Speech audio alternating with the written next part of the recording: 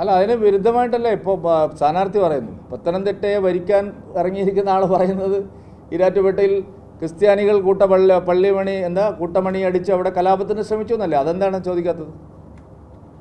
അത് എനിക്ക് മുഖ്യമന്ത്രിയോടാണ് ചോദിക്കാനുള്ളത്. മുഖ്യമന്ത്രി ആദ്യം പറഞ്ഞ നിലപാടിൽ നിന്ന്, പോലീസ് എടുത്ത സമീപനത്തിൽ നിന്ന് എങ്ങനെയാണ് തെരഞ്ഞെടുപ്പ് വരുമ്പോൾ മാറ്റി പറയുന്നത്? മുഖ്യമന്ത്രി എടുത്ത നിലപാട്, നേരത്തെ പോലീസ് എടുത്ത നിലപാട് ഒറ്റയടിക്ക് മാറുകയാണ്. എന്താണ് അതിൻ്റെ കാരണം? തോമസ് ഐസക് എന്തുകൊണ്ടാണ് അവിടെ മലക്കം മറിഞ്ഞിരിക്കുന്നത്? നിലപാട് നേരെ യൂട്ടേൺ അടിച്ചിരിക്കുന്നത്. അപ്പോൾ തെരഞ്ഞെടുപ്പ് കാലത്ത് വർഗീയത ആളിക്കത്തിച്ച് ഒരു പ്രത്യേക വിഭാഗത്തിൻ്റെ വോട്ട് നേടാനുള്ള ശ്രമമാണ്. അതിനെയാണ് ഞങ്ങൾ ചോദ്യം ചെയ്യുന്നത്.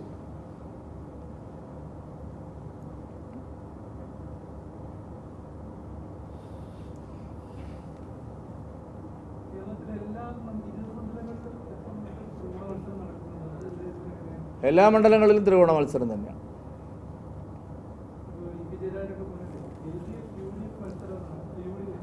ചില മണ്ഡലങ്ങളിൽ LDF BJP മത്സരമാണ്, ചില മണ്ഡലങ്ങളിൽ UDF BJP മത്സരമാണ്. എല്ലാ മണ്ഡലങ്ങളിലും LDFും BJP എന്നാണ് മത്സരം എന്നുള്ള നിലപാട് ഞങ്ങൾക്കില്ല.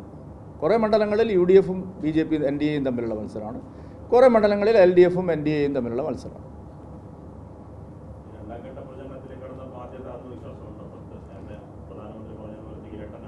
ഞങ്ങൾക്ക് എന്തിനാണ് ആത്മവിശ്വാസക്കുറവ്?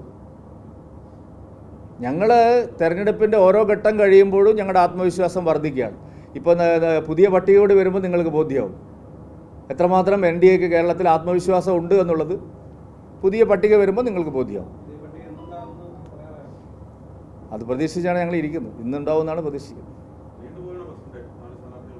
അല്ല, അത് പാർലമെൻ്ററി തെരഞ്ഞെടുപ്പ് കമ്മിറ്റി ദേശീയ തലത്തിലല്ലേ പ്രഖ്യാപിക്കുന്നത്. അപ്പോൾ അവർ അതിൻ്റെ സമയത്ത് പ്രഖ്യാപിക്കും. 28-ാം തീയതിയല്ലേ നോമിനേഷൻ കൊടുക്കേണ്ട ആദ്യമായിട്ട് ദിവസം.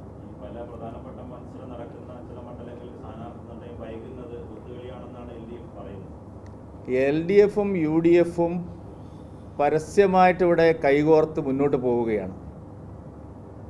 നോക്കൂ, രാജസ്ഥാനിൽ KC വേണുഗോപാൽ പ്രഖ്യാപിച്ച പട്ടികയിൽ ഒരു സീറ്റ് CPMന് ഒഴിച്ചിട്ടിരിക്കുകയാണ്. എന്താ ആലപ്പുഴയിൽ ചെയ്യാൻ പോകുന്നത്? KC വേണുഗോപാലിന് അവിടെ ജയിക്കണം. അപ്പോൾ അതിന് CPMൻ്റെ വോട്ട് കിട്ടണം. അപ്പോൾ അതിന് KC വേണുഗോപാൽ പാർട്ടിയേ ഇല്ലാത്ത രാജസ്ഥാനിൽ ഒരു സീറ്റ് കൊടുക്കുകയാണ്. എല്ലാ സംസ്ഥാനങ്ങളിലും പരസ്യമായി ബാന്ധവമുള്ളവരാണ് പറയുന്നത് ഇവിടെ അഡ്ജസ്റ്റ്മെൻ്റ് ആണെന്ന്. എന്തൊരു നാണംകെട്ട പ്രചരണമാണ് LDF നടത്തുന്നത്. കോൺഗ്രസും CPMും അരിവാളും കൈയും ഒരുമിച്ച് വാളയാറിനപ്പുറം മത്സരിക്കുകയാണ്. എന്നിട്ട് അവർ പറയുകയാണ് ഇവിടെ BJP ആയിട്ട് ധാരണയിലാണ്. BJPക്ക് ഒരു ധാരണയും LDFുമായിട്ടോ UDFുമായിട്ടോ ഇല്ല.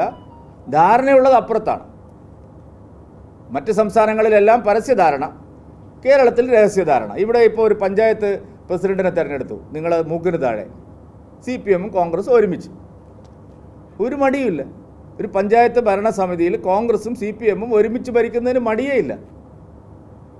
അവരാണ് പറയുന്നത് BJPയുമായിട്ട് ധാരണയാണ്.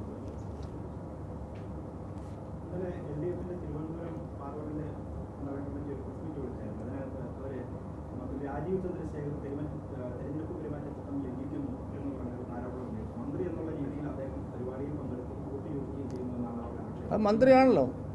പരാജയം മണക്കുന്നു. വിജയകുമാറിൻ്റെ പത്രസമ്മേളനം ഞാൻ കണ്ടു. ഇത്ര നേരത്തെ ഇങ്ങനെ മുൻകൂർ ജാമ്യം എടുക്കണോ? CPMന് കാര്യം പിടികിട്ടി. രാജീവ് ചന്ദ്രശേഖർജിയാണ് ഇവിടെ ജയിക്കാൻ പോകുന്നത് എന്നുള്ള കാര്യം CPMന് നേരത്തെ പിടികിട്ടി. പക്ഷേ അത് അവരിങ്ങനെ പരസ്യമായിട്ട് എന്തിനാണ് പറയുന്നത്? രാജീവ് ചന്ദ്രശേഖർ മന്ത്രിയല്ലെന്ന് ആർക്കെങ്കിലും പറയാൻ പറ്റുമോ? അടുത്ത സർക്കാർ വരുന്നവർ ഇവരൊക്കെ മന്ത്രിമാർ തന്നെയാണ്. അല്ല, എന്താണ് ദുരുപയോഗം ചെയ്തിരിക്കുന്നത്? എന്താണ് എനിക്ക് മനസ്സിലാവുന്നില്ല. അദ്ദേഹം എന്ത് പദവിയാണ് ദുരുപയോഗം ചെയ്തിരിക്കുന്നത്? ഔദ്യോഗിക പരിപാടിയല്ല. PN പണിക്കർ ഫൗണ്ടേഷൻ എങ്ങനെയാണ് ഔദ്യോഗിക പരിപാടിയാവുന്നത്? എല്ലാ സ്ഥാനാർത്ഥികളെയും വിളിച്ചില്ല. ഇന്നലെ നടന്ന 3 പരിപാടികൾ ഞാൻ നോക്കി. 3 പരിപാടിയിലും എല്ലാവരെയും വിളിച്ചിട്ടുണ്ട്. അപ്പോൾ വിജയകുമാറിന് മനസ്സിലായി ഇവിടെ രാജീവ് ചന്ദ്രശേഖരാണ് ജയിക്കാൻ പോകുന്നത്. അപ്പോൾ അത് അണികൾക്ക് എന്ത് സന്ദേശമാണ് നൽകാൻ പോകുന്നതെന്നാണ് എൻ്റെ സംശയം. പന്ന്യൻ രവീന്ദ്രനെ വഴിയാധാരാക്കുമോ? പണ്ടേ പന്ന്യനെ വഴിയാധാരാക്കാൻ ചില ആളുകൾ ശ്രമിച്ചിട്ടുണ്ട്. ആ വഴിയാധാരം ആയതിൽ നിന്ന് അദ്ദേഹം ഇപ്പോൾ ഒരു സീറ്റ് കിട്ടിയിട്ട് ഇങ്ങനെ കയറി വന്നതാണ്. അദ്ദേഹത്തെ വീണ്ടും വഴിയാധാരമാക്കാനുള്ള പരിപാടിയാണോ നടത്തുന്നത് എന്നുള്ള സംശയം ഞങ്ങൾക്കുണ്ട്.